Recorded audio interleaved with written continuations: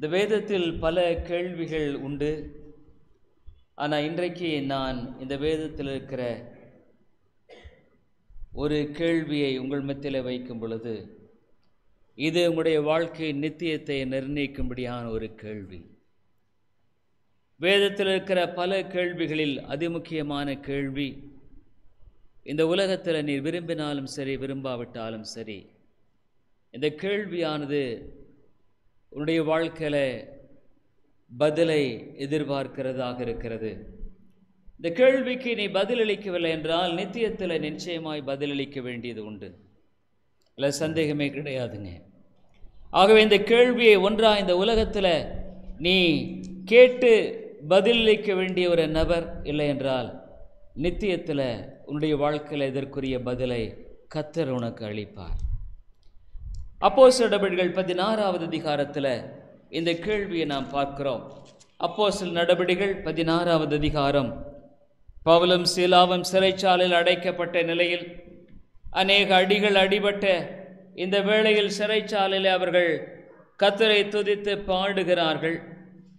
23வது வசனத்தில் அவர்களை அநேக அடி அடித்த பின்பு சிறைச்சாலையிலே வைத்து அவர்களை பத்திரமாய் காக்கும்படி சிறைச்சாலைக்காரனுக்கு கட்டளையிட்டார்கள். அவன் இப்படிப்பட்ட கட்டளையை பெற்று அவர்களை உட்காவலறையிலே அடைத்து அவர்கள் கால்களை தொழுமரத்தில் மாட்டி வைத்தான். நடுராத்திரே பவுலும் சீலாவும் ஜெபம் பண்ணி தேவனை துதித்து பாடினார்கள். காவலில் வைக்கப்பட்டவர்கள் அதை கேட்டுக்கொண்டிருந்தார்கள். சடுதியிலே சிறைச்சாலின் அஸ்திபாரங்கள் அசையும்படியாக பூமி மிகவும் அதிர்ந்தது. உடனே கதவுகள் எல்லாம் திறவுண்டது. எல்லாருடைய கட்டுகளும் கழன்று போயிற்று. சிறைச்சாலைக்கார நித்திரை தெளிந்து சிறைச்சாலையின் கதவுகள் திறந்திருக்கிறதை கண்டு கட்டுண்டவர்கள் ஓடி போனார்கள் என்று எண்ணி பட்டயத்தை உருவி தன்னை கொலை செய்து கொள்ள போனான். பவுல் மிகுந்த சத்தமிட்டு, நீ உனக்கு கெடுதி ஒன்றும் செய்து கொள்ளாதே, நாங்கள் எல்லாரும் இங்கேதான் இருக்கிறோம் என்றான். அப்பொழுது அவன் தீபங்களை கொண்டு வர சொல்லி உள்ளே ஓடி நடுநடுங்கி பவுலுக்கும் சீலாவுக்கும் முன்பாக விழுந்து அவர்களை வெளியே அழைத்து வந்து, ஆண்டவமாரே, ரட்சிக்கப்படுவதற்கு நான் என்ன செய்ய வேண்டும் என்றான். ரட்சிக்கப்படுவதற்கு நான் என்ன செய்ய வேண்டும்? இந்த உலகத்தில் ஒன்றாக நீ ரட்சிக்கப்பட்ட ஆத்மாவாக இருக்க முடியும், அல்லது தேவனுடைய ஆக்கினையை சுமந்து திரிகிற ஒரு நபராக இந்த உலகத்தில் நீ காணப்பட முடியும். இடைப்பட்ட ஒரு காரியம் என்பது வேதத்தில் சொல்லப்படாத ஒரு காரியம். நீ விரும்பினாலும் சரி விரும்பாவிட்டாலும் சரி, வேதமானது மனிதர்களை இரண்டாகவே பிரிக்கிறது. ஒன்று, உன்னுடைய வாழ்க்கையில மெய்யான ஜீவனுள்ள ரட்சிப்பு உனக்குள்ளாய் காணப்பட முடியும், அல்லது உன்னுடைய வாழ்க்கையில இந்த ரட்சிப்பற்ற நிலையில வாழ்ந்து கொண்டிருக்கிற ஒரு நபராய் நீ வாழ முடியும். இந்த மனிதன் எவ்விதமாக இந்த ஒரு கேள்வியை கேட்கும்படியாக அவருடைய வாழ்க்கையில தூண்டப்பட்டார் என்பதை குறித்து எனக்கு தெரியாது. ஆனா இந்த சம்பவத்தை பார்க்கும் பொழுது ஒருவேளை பவுல் அந்த சிறைச்சாலையில தேவனுடைய வார்த்தை இந்த மனிதனுக்கு பிரசங்கித்தார் என்பதை குறித்து நாம் அறியோம். இங்கு அதை குறித்து எழுதப்படவில்லை. ஆனாலும் கூட அவருடைய இருதயத்தில் ஆழமாய் கேட்ட ஒரு கேள்வி, ரட்சிக்கப்படுவதற்கு நான் என்ன செய்ய வேண்டும்? அருமையான சோர்ணேஸ்வரியினுடைய வாழ்க்கையில இது அதிமுக்கியமான கேள்வியாக இருக்கிறது. எதிலிருந்து ரட்சிப்பு? அதுதான் கேள்வி. Salvation from what? எதிலிருந்து ரட்சிப்பு? எதிலிருந்து மீட்பு? இன்றைக்கு அநேகர் ரட்சிப்பு என்ற பதத்தை சர்வ சாதாரணமாக உபயோகப்படுத்துகிறார்கள். நான் ரட்சிக்கப்பட்டேன் என்று சொல்லுகிறார்கள். ஆனா ரட்சிப்பு என்பது என்ன? எதிலிருந்து ரட்சிப்பு? Salvation from what? வேதம் தெளிவா சொல்லுகிற மிகப்பெரிய உண்மை என்னவென்றால், சால்வேஷன் ஃப்ரம் சின், பாவத்திலிருந்து ரட்சிப்பு, பாவத்தின் ஆளுகையிலிருந்து ரட்சிப்பு. சால்வேஷன் ஃப்ரம் இட்டர்னல் டெஸ்டினேஷன், நித்தியமான நரக ஆக்கினையிலிருந்து ரட்சிப்பு. இதுதாங்க ரட்சிப்பு. ரட்சிக்கப்பட்டேன் என்று சொல்லுகிற ஒரு ஆத்துமா அவருடைய வாழ்க்கையில சால்வேஷன் ஃப்ரம் சின், பாவத்தின் ஆளுகையிலிருந்து விடுதலை, பாவத்தின் அடிமைத்தனத்திலிருந்து விடுதலை. ஒரு காலத்தினுடைய வாழ்க்கையில தங்களுடைய வாழ்க்கையில விடுதலையற்றவர்களாய் வாழ்ந்து கொண்டிருந்தார்கள். ஒருவேளை நீ நினைக்கலாம், பாவம் என்று சொல்லும் பொழுது பெரிய ஒரு விபச்சாரம், பெரிய ஒரு குடி, பெரிய ஒரு கொலை என்று சொல்ல நினைக்கலாம். ஆனால் வேதம் சொல்லுகிறது, தேவனுடைய சித்தத்துக்கு தன்னை ஒப்புக்கொடாத எந்த ஒரு மனிதனும், ஒரு பாவியும், பாவத்தின் வழியில நடக்கிற ஒரு நபர் என்று வேதம் தெளிவாக அவர்களை பட்டியலிட்டு பேசுகிறது. அம்மையாலே வேதமானது சொல்லும்படியான ரட்சிப்பு என்பது இந்த இரண்டு காரியங்களை அடங்கியதா இருக்கிறது. பாவத்தின் ஆளுகையிலிருந்து உனக்கு விடுதலை, பாவத்தின் தண்டையிலிருந்து விடுதலை, உன்னுடைய பாவங்கள் மன்னிக்கப்பட்டதனுடைய நிச்சயம், அதுதாங்க ரட்சிப்பு. Salvation from sin, forgiveness of sin, பாவம் மன்னிக்கப்படுகிறபடியான காரியம்.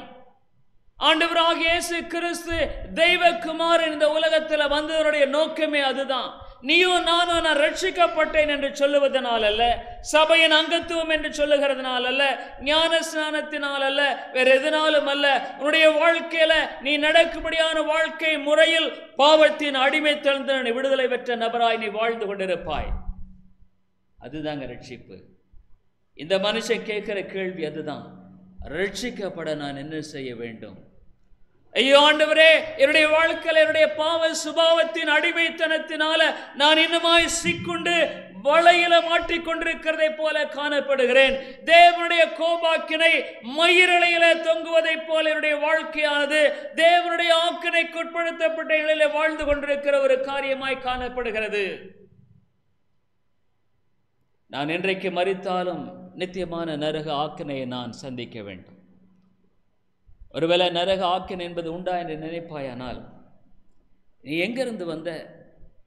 யார் உன்னை இந்த உலகத்துக்கு கொண்டு வந்தது? நீ எப்படி வந்த உனக்கு தெரியுமா? உன்னுடைய வாழ்க்கையில அம்மையாளுடைய வாழ்க்கையில எப்படி வந்த, ஏன் வந்த, ஏன் இந்த இடத்துல பிறந்த, ஏன் விதமாக காணப்பட்ட, யாருமே எதுவுமே உனக்கு தெரியாது. ஆனா நீ இருக்கிற, நான் இருக்கிறேன். இந்த உலகத்தில் ஒரு மனிதனாய் நாம் வாழ்ந்து கொண்டிருக்கிறோம். இதை செய்தவர் யார்? பிறப்பித்தவர் ஒரு வில்லனா, பிறப்பிக்கப்பட்டவன் ஒருவன் இல்லை.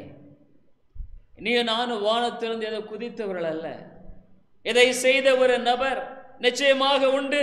ஒரு திட்டமுள்ள ஒரு நபர் உண்டு. உடைய வாழ்க்கையுள்ள எல்லா விதமான காரியங்களை அறிந்த ஒரு நபர் உண்டு. அவருக்கு முன்னால மறைக்க ஒன்றுமே கிடையாது, ஒண்ணுமே கிடையாது. வெட்ட வெளிச்சமாக இருக்கிறது. நாளைக்கு இந்த நேரத்தில், இந்த வினாடியில உன்னுடைய எண்ணங்கள், சிந்தனைகள் என்ன என்பதை குறித்து அறிந்திருக்கிறார். ஒருவேளை நீ உயிரோடு இருப்பாயானால் அடுத்த மாதம் இதே தேதியில இதே வேளையில உன்னுடைய எண்ணங்கள் என்ன என்பதை குறித்து தேவன் அறிந்திருக்கிறார். அவ்விதமான ஒரு தேவன் தான் இந்த வேதம் சித்தரிக்கிற தேவன். அவ்விதமான ஒரு தேவனை குறித்து தான் போதிக்கப்படுகிறது.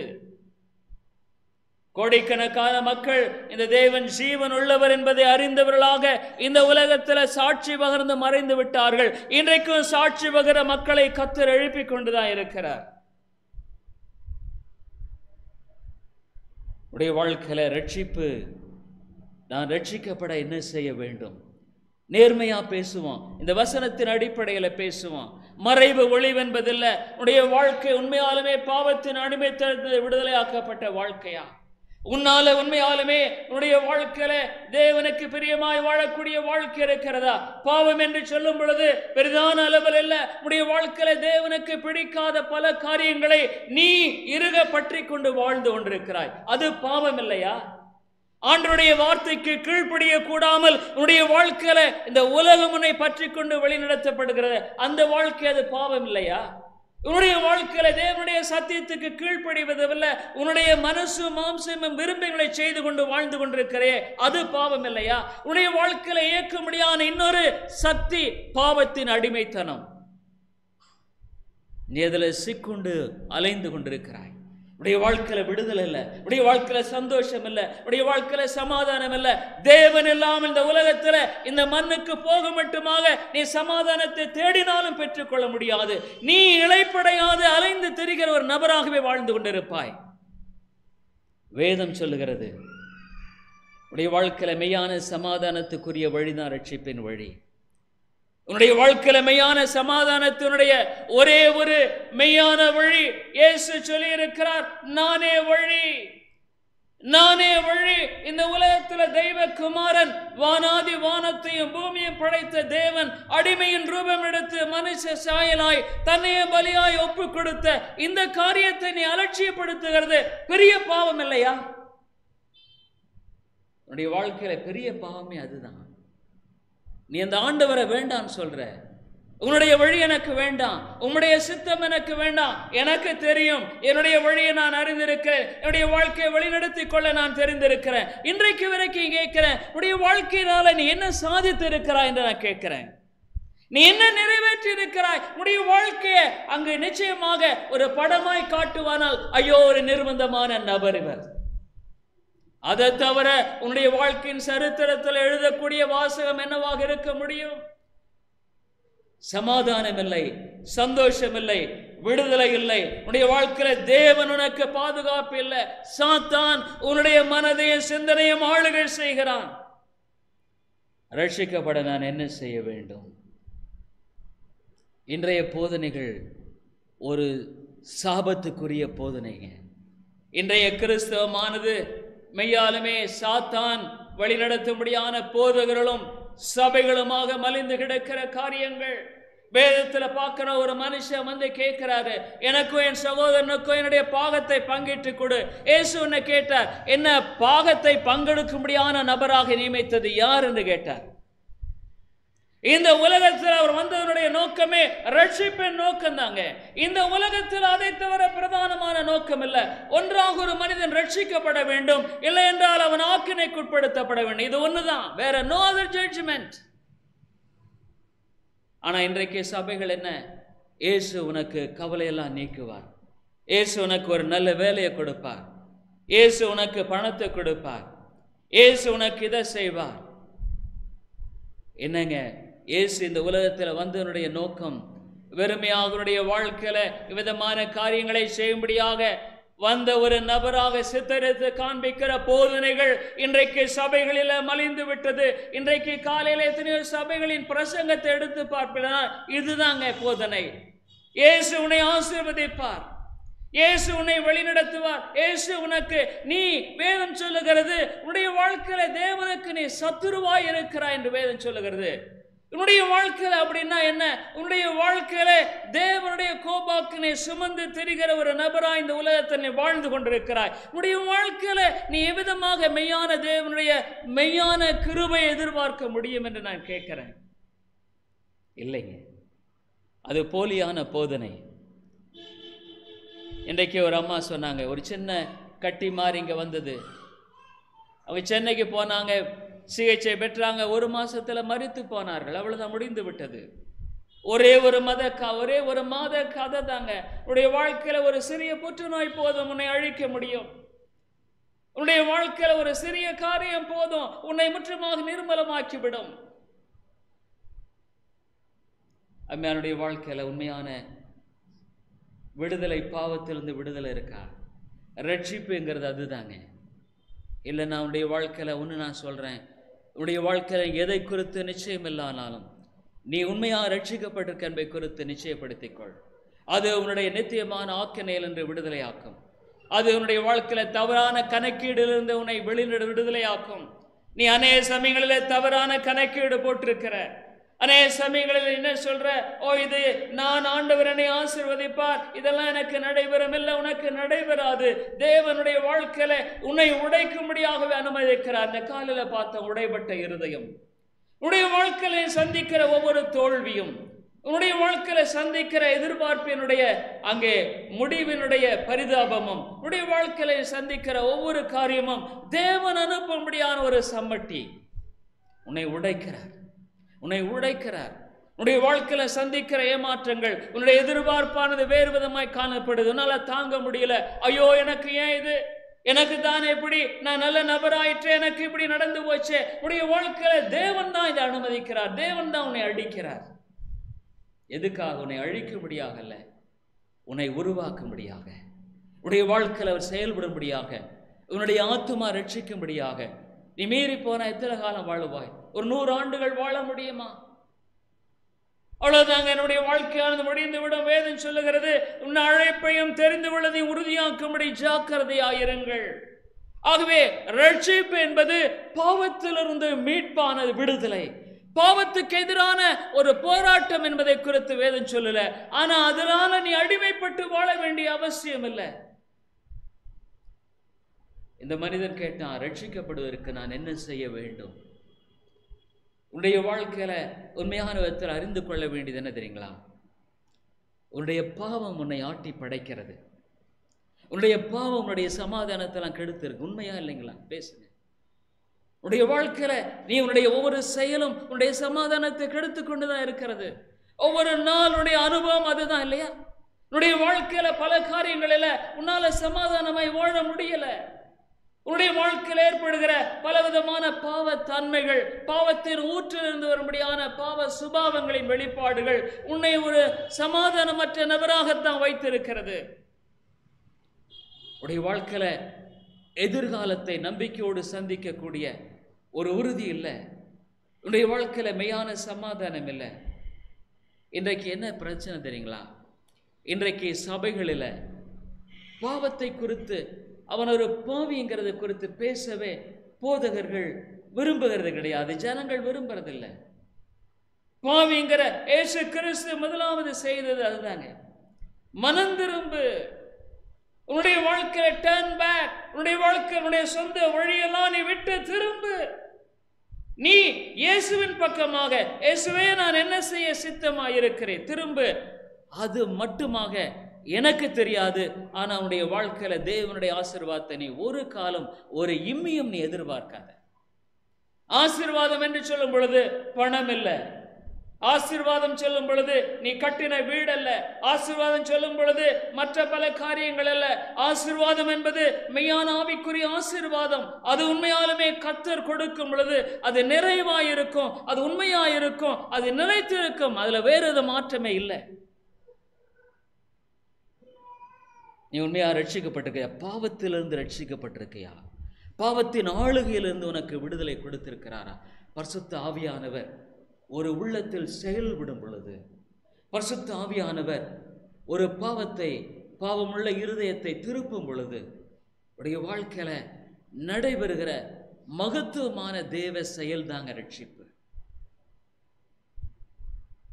சவுல் தன்னுடைய வாழ்க்கையில அழிந்து கொண்டிருக்கிறவனாக, அழிக்கிறவனாய் வாழ்ந்து கொண்டிருந்தான். ஆனா பரிசுத்த ஆவியானவர் அவருடைய உள்ளத்தில் கிரியை செய்ய பொழுது ஆண்டவர் சொன்னார், சவுலே சவுலே, நீ முள்ளில் உதைத்துக் கொண்டிருக்கிறாய் தெரியுமான்னு கேட்டார். இவன் நினைத்துக் கொண்டிருந்தான் அவன் ஆண்டவருக்கு பிரியமான ஒரு நபர் என்பதாக, ஆண்டவருடைய வழியில் அவன் வாழுவதாக, ஆண்டவருக்கு பிரியமான காரியங்களை தன்னுடைய வாழ்க்கையில செய்வதாக நினைத்துக் கொண்டிருந்தான். ஆனா அவனுடைய கணக்கீடை பார்த்து ஆண்டவர் சொல்லார், இல்லப்பா, நீ முள்ளில் உன்னை உதைத்துக் கொண்டிருக்கிறாய். முள்ளில் உதைக்கிற பாதத்துக்கு என்ன நேரிடும்? காயப்படும், ரத்தம் பீரிடும். அம்மையானுடைய வாழ்க்கையில உண்மையாலுமே உன்னுடைய வழிகளில சமாதானமின்மை, உடைய வாழ்க்கையில நீ கணக்கிடுகிறதல்ல. நான் ஒன்று சொல்றேன், நேர்மையா இருந்த ஒரு நபராக இருப்பாயானால் இந்த தேவன் ஜீவனுள்ளவர். அவர் இல்லைன்னா நான் நிற்க வேண்டிய அவசியம் இல்லை. இந்த உலகத்தில் என்னுடைய காலங்களை செலவிட்டு வீணடிக்க வேண்டிய அவசியம் இல்லை. நான் உலகத்தின் மனிதர்களைப் போல என்னுடைய வாழ்க்கையில வாழ தெரியாம நான் என்று கொண்டிருக்கவில்லை. ஒருவேளை உலகமானது சொல்லும் இவனும் அதிகேடன், ஆனா என்னுடைய வாழ்க்கையில நிச்சயமாய் அறிந்திருக்கிறேன் ஒரு தேவன் உண்டு என்பதை அறிந்திருக்கிறேன். அவர் நிச்சயமா என்னுடைய வாழ்க்கையில ரட்சித்திருக்கிறேன் என்பதை அறிந்திருக்கிறேன். என்னுடைய வாழ்க்கையில விடுதலை கொடுத்திருக்கிறேன் என்பதை அறிந்திருக்கிறேன். என்னுடைய வாழ்க்கையில நான் எங்கே போக போகிறேன் என்பதை குறித்து அறிந்திருக்கிறேன். என்னுடைய வாழ்க்கையில அனுதினம் என்னோடு கூட பேசுகிற ஒரு தேவனை நான் அறிந்திருக்கிறேன்.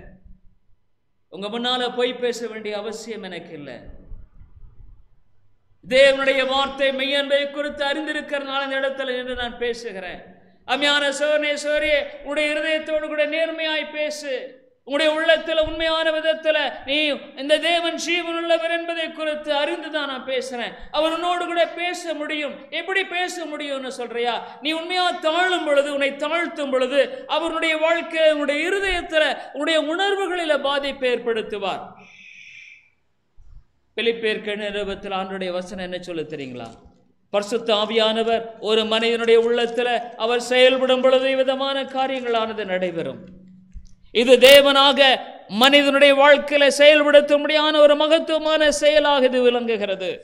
பிலிப்பியருக்கு எழுதின நிருபத்தில் நீ ஒருவேளை கேட்கலாம், எப்படி என்னிடத்தில் ஆண்டவர் பேச முடியுமா, என்னுடைய வாழ்க்கையில செயல்பட முடியுமா? ஆமாங்க, இவ்விதமாகவே அவர் செயல்படுகிறவராக இருக்கிறார். பிலிப்பியருக்கு எழுதின நிருபம் 2வது அதிகாரத்தில் 13வது வசனம், புதிய ஏற்பாட்டில் 271வது பக்கத்தில் 271வது பக்கத்தில், ஏனெனில் 13வது வசனம், ஏனெனில் தேவனே தம்முடைய தயவுள்ள சித்தத்தின்படி விருப்பத்தையும் செய்கையும் உங்களில் உண்டாக்குறவராயிருக்கிறார். இந்த சர்வேகாதிபத்தியத்தின் தேவன் ஒரு மனிதனுடைய வாழ்க்கையில எவ்விதமாய் செயல்படுகிறார் என்று சொன்னா, அவர் அந்த விருப்பத்தை உனக்கு கொடுக்கிறார். ஐயோ, என்னுடைய வழி சரியில்லை, நான் இனி ஆண்டவருடைய வழியில தான் நடப்பேன். The desire to follow God. இது எப்படி வந்ததுங்க? எப்படி ஒரு மனுஷனுக்குள்ள வருகிறது? இந்த உலகமானது ஒரு மனிதனை இழுத்து கொண்டிருக்கும் பொழுது ஒரு மனிதன் அதை குப்பை என்று நஷ்டம் என்று விட்டு ஆண்டவருடைய வழிதான் எனக்கு தேவை என்பதாக ஓடோடி வரும்படியாக ஒரு மனிதனுடைய இருதயத்தில் ஏற்படுகிற இந்த எண்ணம் விதமாக காணப்படுகிறது. அவன் பைத்தியகாரன் அல்ல, அவனுடைய வாழ்க்கையில அவன் உலக கணக்கீடுகளை அறியாதவன் அல்ல. இவைகள் எல்லாவற்றையும் தெரிந்துதான் அவன் ஆண்டவருடைய வழிதான் எனக்கு வேண்டும் என்று அவன் எவ்விதமாக வர முடிகிறது? அவனுடைய உள்ளத்தில் பரிசுத்த ஆவியானவர் அந்த விருப்பத்தை கொடுக்கிறார். செய்கையும் உண்டாக்குறவராக இருக்கிறார். அவன் அவ்விதமாக வாழும்படியான அந்த செயலின் வல்லமையை சக்தியை கொடுக்கிறவராக இருக்கிறார்.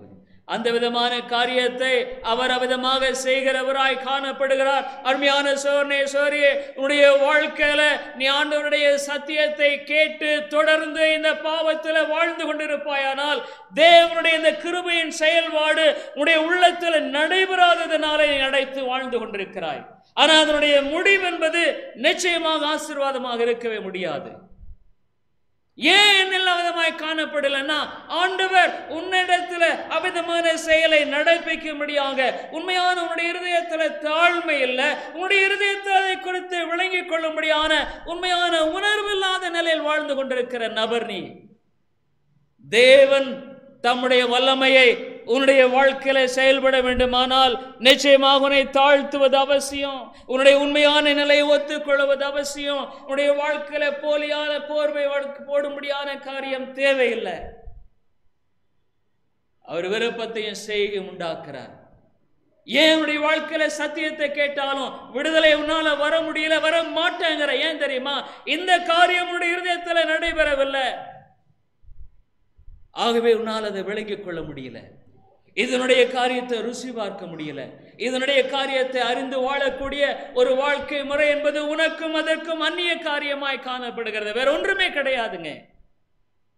இந்த மனிதன் ஒரு வாழ்க்கையத்தை கேட்டான், ரட்சிக்கப்படுவதற்கு நான் என்ன செய்ய வேண்டும்? இப்ப நான் உன்னை பார்த்து கேட்கிறேன், நீ மெய்யா ரட்சிக்கப்பட்டிருக்கிறையா? பாவத்திலிருந்து உனக்கு விடுதலை இருக்குன்னு சொல்றியா? உன்னை சுற்றி இருக்கிற மக்கள் உண்மையான விதத்தில் உன்னை குறித்து சாட்சி வரக்கூடிய பாவத்தின் அடிமைத்தனத்திலிருந்து விடுதலையாக்கப்பட்டு நீ வாழ்ந்து கொண்டிருக்கிறையா? நான் கேட்கிறேன். இல்லைன்னா தேவன் வல்லமையற்றவர் அல்ல. தேவனுடைய வல்லமை மாறி போகவில்லை. தம்மை நோக்கி கூப்பிடுவர்களுக்கு அவர் நிச்சயமாக செவி கொடுக்கிறவராகவே இருக்கிறார். ரட்சிக்கும்படியாக அவருடைய கரம் குறுகி போகவில்லை. அருமையான சோர்னே சோரியே, எந்த ஒரு ஆளுமையான ஆத்துமாவும் ஐயோ ஆண்டவரே என்னை ரட்சியும் என்று சொல்லுகிற வேளையில நிச்சயமாக தேவன் அந்த ஆத்துமாவுக்கு இறங்காமல் இருக்கவே மாட்டார். ஆனா நீ நேர்மையா என்ன பதில் சொல்ற? அருமையான சோர்னேசனுடைய வாழ்க்கையில ரட்சிக்கப்பட நான் என்ன செய்ய வேண்டும்?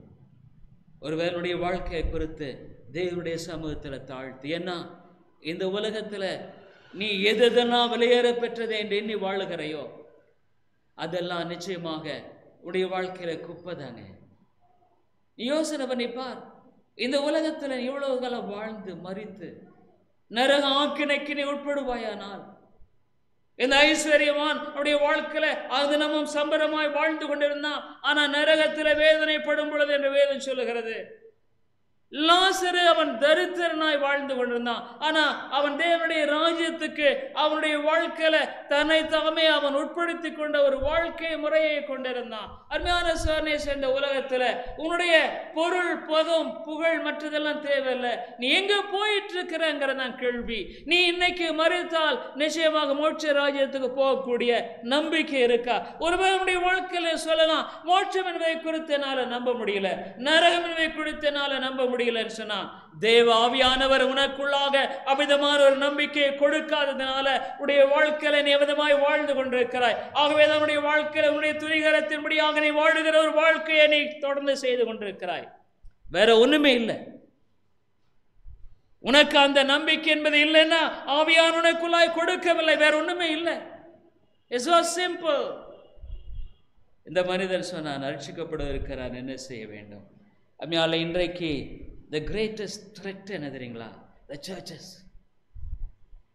so called churches. சபைகளில் போனா இன்றைக்கு பலவிதமான காரியங்கள். இரண்டாவது என்ன தெரியுங்களா? saved from the hell fire.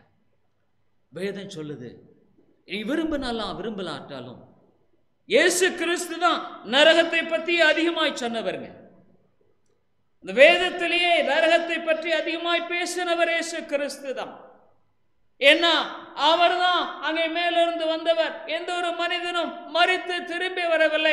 ஆகவே நித்தியத்தை குறித்து எந்த விதமான விளக்கத்தை கொடுக்கும்படியாக எந்த ஒரு மனிதனாலும் முடியவில்லை. வேதம் விதமா சொன்ன ஒரே ஒரு நபர் இயேசு கிறிஸ்து. மறுபடியும் எச்சரித்தார், சுவிசேஷங்களில் எச்சரித்தார். உன்னை 2 கண்ணில் என்ன பரவாயில்ல, 2 கால் என்ன பரவாயில்ல, 2 கையில் என்ன பரவாயில்ல, நீ நரகத்துக்கு போயிடாத. உன் கண் தரிப்பு, உன் கை தவறுன தரிப்புண்டு போன நிலமாயிரு.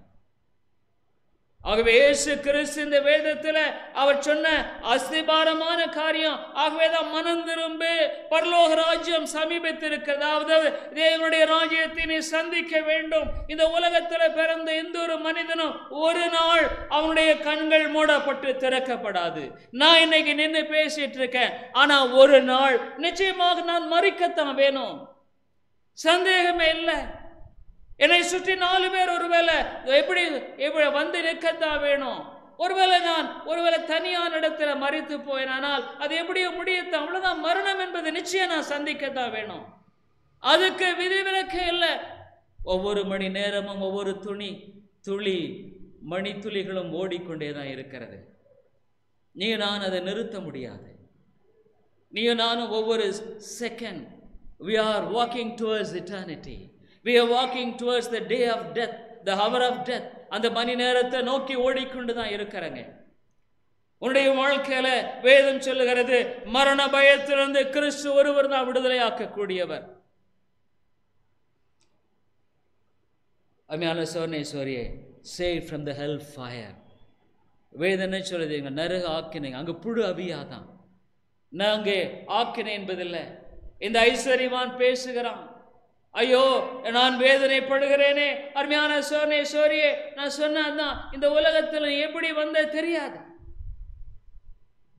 ஆனா நீ வந்திருக்கிற, நான் வந்திருக்கிறேன். ஆனா அதே விதமா இந்த உலகத்தை விட்டு நோக்கி போக வேண்டும், அவ்வளவுதான், முடிந்து விட்டது. ஆனா என்னுடைய வாழ்க்கையில இது கிருபையின் காலம், இது இரக்கத்தின் காலம். பாவத்தினுடைய ஹாரிபிள், பாவத்தின் கூர் எங்கே? பாவத்தின் கூறு மரணம். மரணம்னு சொன்னா நித்திய மரணம், இட்டர்னல் டெத், அதாவது நரக ஆக்கினை.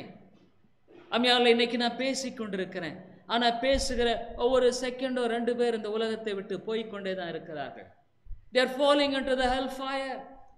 They are falling down. இப்ப நான் பேசின இந்த ஒரு சில நிமிடங்களில ஏறக்குறைய 10 பேர் நரகத்துக்கு போயிட்டாங்க, முடிஞ்சு விட்டது.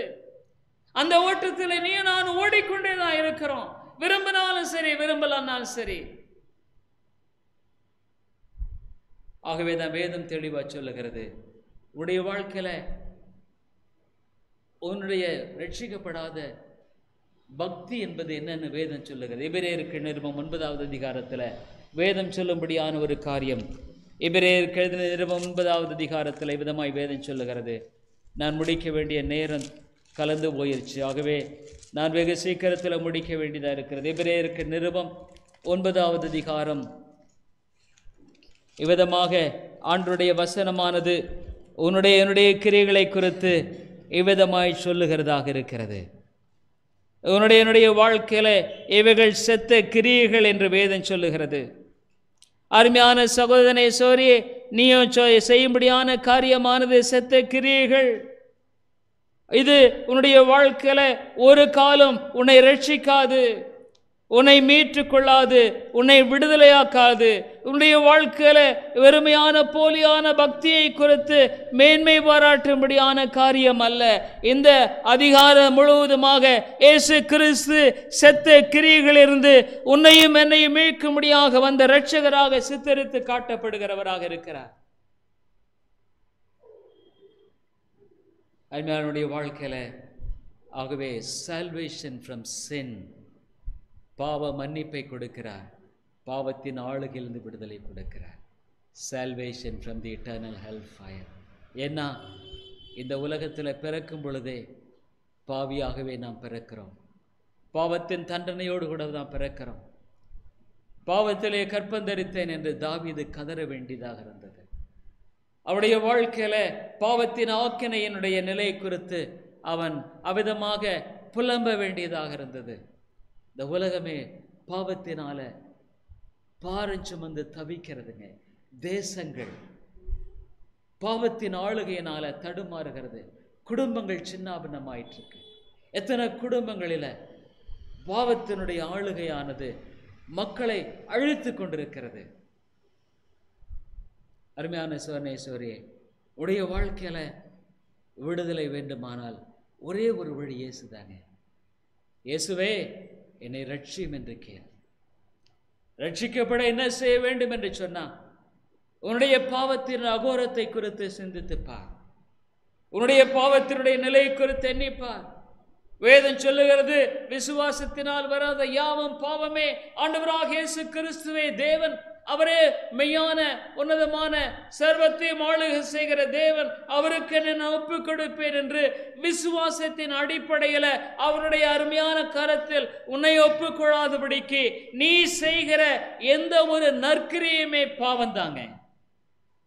ஏன்னா அது உன்னுடைய இருதயத்தின் முரட்டு ஆட்டத்திலிருந்து வந்தது. இன்னைக்கு நிறைய பேர் நற்கிரியை செய்யறாங்க. எதுக்காக? என்ன 4 பேர் புகழணும், என்ன 4 பேர் உயர்வாக எண்ணணும், நான் கனத்துக்குரியவனாய் காணப்பட. வேதம் சொல்லுது செத்த கிரியைகள். அது நம்மை ரட்சிக்காது. அது தேவனுக்கு விரோதமான பகை. ரட்சிக்கப்படுவதற்கு நான் என்ன செய்ய வேண்டும்? உடைய வாழ்க்கையில உன்னுடைய உண்மையான நிலையை குறித்து எண்ணிப்பார். நீ உண்மையா ஆண்டவருடைய பிள்ளை என்பதை குறித்து உன்னால மெய்யான விதத்தில் சொல்லக்கூடிய ஒரு விடுதலையின் வாழ்க்கையை நீ பெற்றிருக்கிறையா? ஆண்டவர் உன்னை மீட்டிருக்கிறார் என்ற நிச்சயத்தோடு இந்த உலகத்தில் மற்றவர்கள் உன்னை பற்றி என்ன சொல்றாங்கன்றதில்லை. உன்னுடைய சொந்த இருதயம் உண்மையான சாட்சி இடுகிறதா? பாவத்தின் அகோரத்தில் உன்னை வீட்டிருக்கிறார். உன்னுடைய வாழ்க்கையில உன்னுடைய சுய சித்தத்திலிருந்து விடுதலையாக்கப்பட்டு, ஆண்டவரே உம்முடைய கிருபையினால மீட்கப்பட்ட ஒரு நான் பாவி என்று சொல்லக்கூடிய உண்மையான பாதுகாப்பின் வழியை நீ கொண்டிருக்கிறையா? உன்னுடைய வாழ்க்கையில் ஒவ்வொரு நாளும் அவர் உன்னை வழிநடத்தும்படியான அந்த போதனைக்குட்பட்ட ஒரு வாழ்க்கை உன்னிடத்தில் உண்டா? நீ எத்தனை முறை உன்னுடைய வாழ்க்கையில ஒரு கிறிஸ்தவன் இல்லை என்பதை நீ காட்டுற? உன்னுடைய செயலின் மூலமாய் காட்ட, உன்னுடைய பேச்சின் மூலமாய் காட்டுற, உன்னை சுற்றி இருக்கிற மக்கள் மூலமா காட்டுற. அவங்க கேட்கிறாங்க, நீ ஆலயத்துக்கு போற, நீ சத்தியத்தை சொல்ற, ஆனா நீ இப்படி நடக்கிறையே, ஏன் நீ இன்னும் ரட்சிக்கப்படவில்லை? பரிசுத்த ஆவியார் உன்னை பாவத்திலிருந்து விடுதலை ஆக்கல, பாவத்தின் ஆக்கிலிருந்து விடுதலை ஆக்கல. சிலுவையை நோக்கிப்பார், சிலுவையை மாத்திரமே நோக்கிப்பார். வேற எங்கேயுமே உனக்கு எனக்கு விமோச்சனம் இல்லைங்க. ஒன்னே ஒன்று தெரிந்து கொள்ளுங்க, இந்த உலகத்தின் காரியத்தை பொருட்டே இல்லை. நீ லாசருவை போல எச்சில பொறுக்கலாம், தப்பில்லை. எச்சில பொறுக்கி வாழலாம், தப்பே கிடையாது.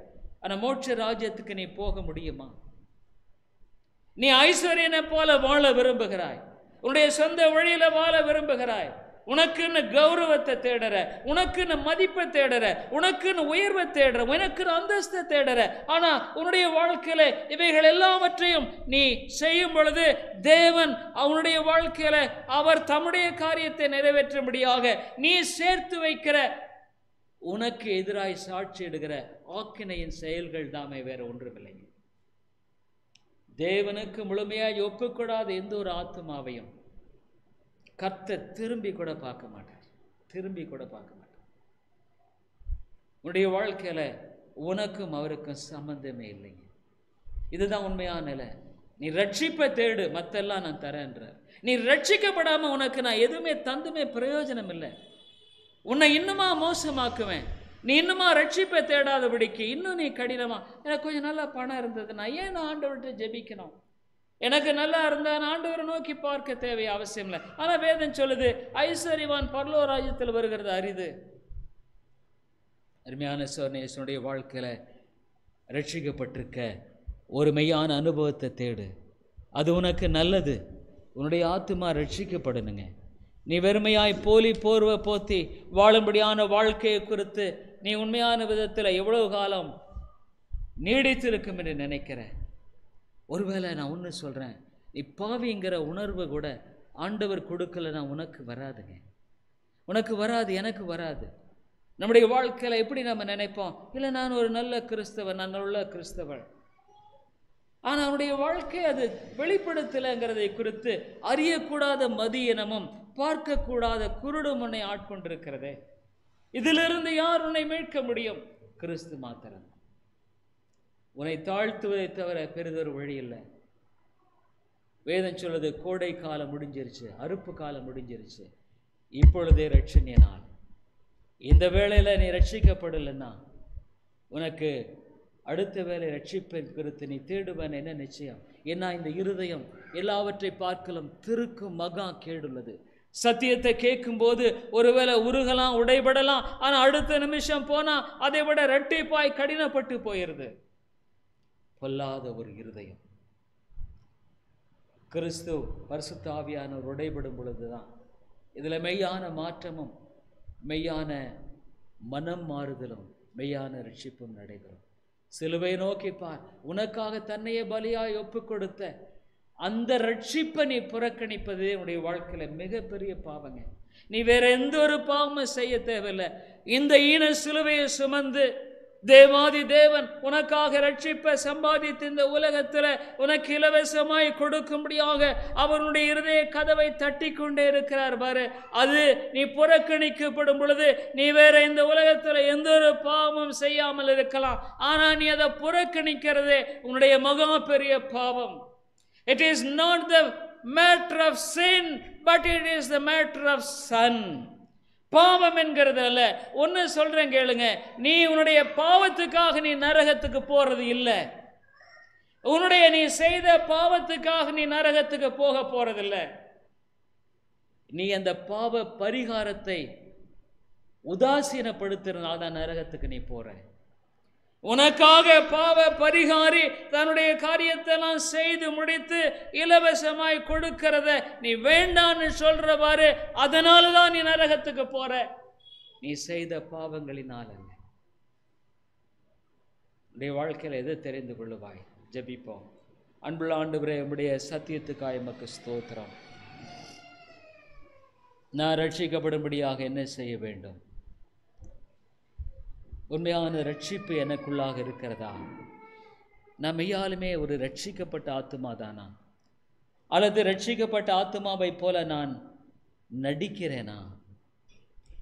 விடுதலை இல்லாமல் என்னுடைய வாழ்க்கையில நான் வாழ்ந்து கொண்டிருக்கிற அவல நிலையை யார் மாற்ற முடியும்? ஆண்டவரே, ஒருவேளை ஒரு ஆத்துமா இல்லை நான் நல்ல ஒரு கிறிஸ்தவன் கிறிஸ்துவன் என்று எண்ணிக்கொண்டும் அவர்கள் உம்முடைய பார்வையில உம்முடைய கிருபைக்கு புறம்பானவர்களாக இருப்பார்களானால் அவர்களுக்காக நான் செபிக்கிறேன். ஆண்டவரே, நீர் கிரியை செய்யவில்லை என்றால், ஒரு ஆத்துமாவில் உம்முடைய பரிசுத்த ஆவியானவர் அந்த உணர்வை தரவில்லை என்றால், ஐயோ அந்த ஆத்துமா வர முடியாதே, அந்த ஆத்துமா ரட்சிக்கப்பட முடியாதே, அந்த ஆத்துமாவில் இந்த மனமாறுதலின் ஒரு சிறிய செயலும் கூட நடைபெற முடியாதே.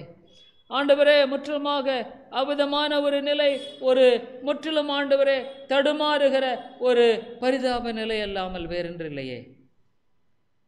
ஐயோ ஆண்டவரே, விருப்பத்தையும் செய்கையும் உண்டாக்குறவர் நீர் அல்லவா? நீதியான ஒரு வாழ்க்கைக்கான விருப்பத்தை, பாவத்திலிருந்து மீட்கப்பட்ட ரட்சிப்பின் வாழ்க்கையை விரும்புகிற விருப்பத்தை நீர் ஒருவரே ஒரு ஆத்துமாவில் கிரியை செய்ய முடியும். ஆண்டவரே, இங்கு வரும்படியான ஒரு ஆத்துமாவுக்காக ஜெபிக்கிறேன். ஒருவேளை ஆண்டவரே இந்த இடத்துல விதமான சத்தியத்தை கேட்டோம், அவருடைய வாழ்க்கையில் அந்த விருப்பமானது வராததுனால கடைசி மட்டுமா அவருடைய வாழ்க்கையில் தங்களுடைய சொந்த விருப்பத்தின்படி வாழ்ந்து, ஒருவேளை ஆண்டவர் அவருடைய வாழ்க்கையில் அவர்கள் முடிவு மட்டுமாக வாழ்ந்து மறித்து விடுவார்களானால், ஐயோ கர்த்தாவே நீர் இறங்கும். அதை நான் எண்ணி பார்க்க முடியலையே. அதனுடைய முடிவு மிக பயங்கரமானது. ஒரு நாள் நிச்சயமாக அந்த முடிவை நானும் இருக்கிறவர்கள் சந்திக்க வேண்டுமே. அதிலிருந்து விலக்கு என்பது இல்லை. நான் மறிக்காத ஒரு வாழ்க்கையை கொண்டிருக்கவில்லை. நான் நிச்சயமாக ஒரு நாள் மறித்து தான் ஆக வேண்டும். ஐயோ ஆண்டவரே, கிருபையாயிரும். உம்முடைய சிலுவையை ஆண்டவரை நோக்கி பார்க்கிற அந்த ஒரு சிறிய உம்முடைய பார்வை எங்கள் பக்கமாய் திருப்பும் ஆண்டவரே. பரிசுத்த ஆவியானவரே நீர் பேசும். பரிசுத்த ஆவியானவரே நீர் எவ்விதமாய் கிரியை செய்வீரோ நான் அறியேன். ஆனால் நீர் கிரியை செய்ய வல்லவர் என்பதை நான் அறிந்திருக்கிறேன். நீர் கிரியை செய்ய போதும் என்பதை அறிந்திருக்கிறேன். ரட்சிக்கக்கூடாதபடிக்கு உம்முடைய கரம் குறுகி போகவில்லை என்பதை அறிந்திருக்கிறேன். ஆகவே இந்த சபையில் எழுப்புதலின் காலம் வந்துவிட்டது என்று நான் அறிந்திருக்கிறேன். இந்த சபையில் ரட்சிக்கப்படுகிற ஆத்துமாக்களை நீர் எழுப்பும்படியான வேலை வந்துவிட்டது என்பதை குறித்து நான் அறிந்திருக்கிறேன். ஆவியானவரை நீர் பேசும். இயேசுவின் நாமத்தில் ஜெபிக்கிறோம் எங்கள் நல்ல பிதாவே. ஆமென்.